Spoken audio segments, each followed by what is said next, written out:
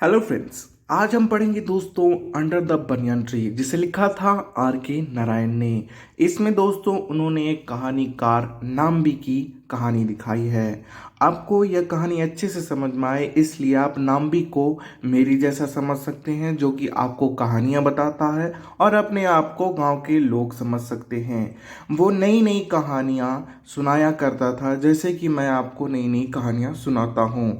नाम्बी इस गांव का एक कहानीकार है, जो कि मंदिर में रहा करता था और बबूती लगाकर वो कहा करता था कि माता रानी के आशीर्वाद से मैं आपको नई नई कहानियां बताऊंगा। पर पहले हम आर के नारायण के बारे में जान लेते हैं, जिन्होंने इस स्टोरी को लिखा। आर के नारायण 10 अक्टूबर 1906 में जन्मे चेन्नई में, और इनकी मृत्यु 13 मई 2001 चेन्नई में हुई। इन्हें फिल्म फेयर मिला, जो कि इनकी बेस्ट स्टोरीज पे मिला। इन्हें पद्म भूषण भी मिला और पद्म विभूषण भी मिला। आर के नारायण काफ़ी बड़े पोएट थे दोस्तों, जैसा कि आप देख सकते हैं उन्हें पद्म भूषण और पद्म विभूषण दोनों मिल चुका है। तो इस कहानी की स्टार्टिंग होती है नाम्बी की। जो नाम्बी एक स्टोरी टेलर है, और ये रहा करता था सोमानी नाम के गांव में। सोमानी नाम के गांव में महज 300 से भी कम लोग रहा करते थे। यह एक छोटा सा गांव था। गांव की कंडीशन कुछ खास नहीं थी। लोग तालाब से पानी लिया करते थे, पर तालाब की हालत भी काफ़ी ज़्यादा गंदगी भरी थी।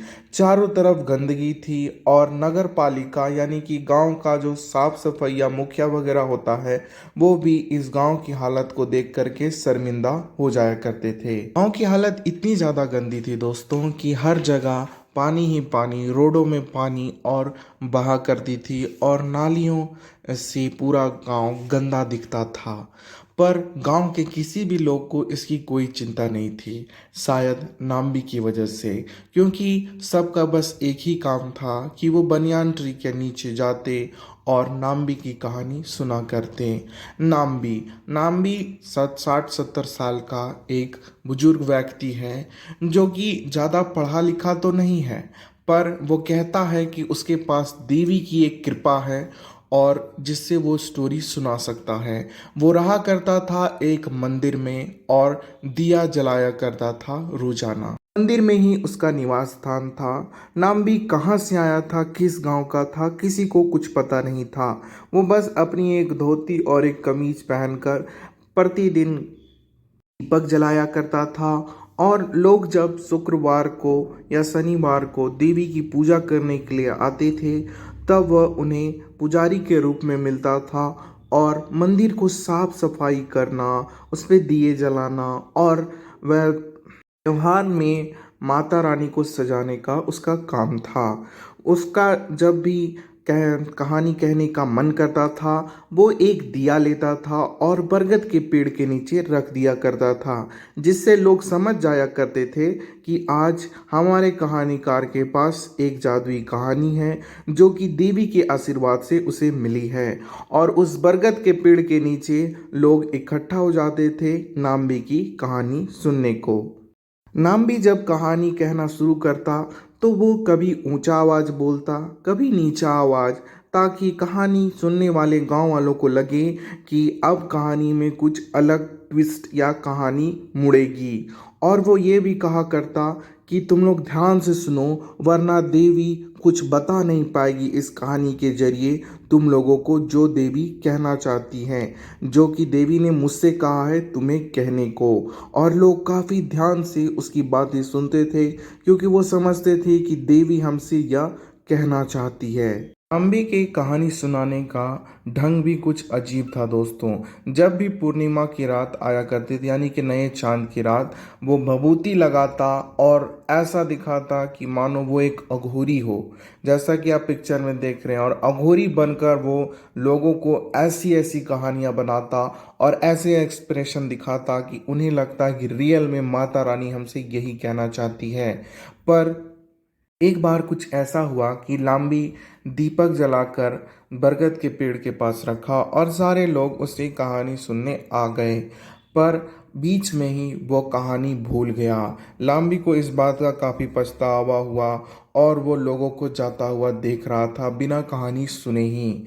वो अब समझ गया था कि वो अब बूढ़ा हो चुका है, क्योंकि उसकी उम्र 70-80 साल हो चुकी थी और अब वो काफ़ी बूढ़ा हो गया था। वो अपने दोस्त के पास जाकर बैठता है और कहता है कि दोस्त, अब मैं बूढ़ा हो चुका हूँ, अब मैं नहीं कह पाऊँगा शायद कहानी। मेरी जो माता रानी से बात हुआ करती थी वो ख़त्म हो गई है।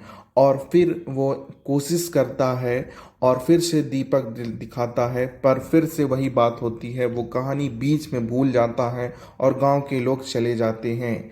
2-3 बार ऐसा होने के बाद लोग अब समझ गए थे कि नाम्बी अब कहानी नहीं कह पाएगा और धीरे धीरे वो स्टार्ट कर देते हैं नाम्बी को इग्नोर मारना। जब भी पूर्णिमा की रात आती है, नाम्बी बरगद के पेड़ के पास दीपक रखता था। गिने चुने ही लोग आया करते थे और उनकी उसकी कहानी को सुना करते थे। यह सब बातें देखकर नाम्बी को काफ़ी ज़्यादा दुख होने लगा था कि उसके लोग उसकी बातें नहीं सुनना चाहते हैं।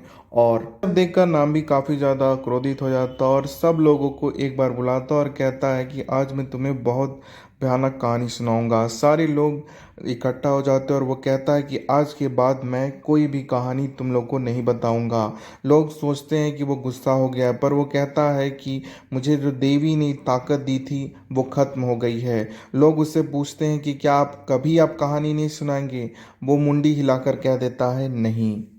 इसके बाद नाम्बी चुपचाप वहाँ से चला जाता है, किसी को कुछ नहीं कहता। और उसके बाद वो प्रतिदिन किसी न किसी के झोपड़ी के अंदर जा कर के कुछ खाना खा लिया करता था और चुपचाप वहाँ से चला जाया करता था। वो प्रतिदिन ऐसा ही कर रहा था और ये कहानी यहीं ख़त्म हो जाती है। आर के नारायण हमें इसमें बताना चाहते हैं कि एक कलाकार का एक वक्त होता है, उस कहानीकार का भी एक समय था जो कि अब चला गया और उसकी शक्ति भी जो उसे देवी ने दी थी वो खत्म हो गई। और हमें यह सीख लेना चाहिए कि हमें कभी भी किसी चीज़ पे घमंड नहीं करना चाहिए, क्योंकि वो चीज़ कभी ना कभी ख़त्म हो जाएगी। अगर आपको मेरी स्टोरी टेलिंग अच्छी लगी हो तो लाइक करें, शेयर करें और सब्सक्राइब करें और अपने दोस्तों को शेयर करना ना भूलें। थैंक यू दोस्तों, आपने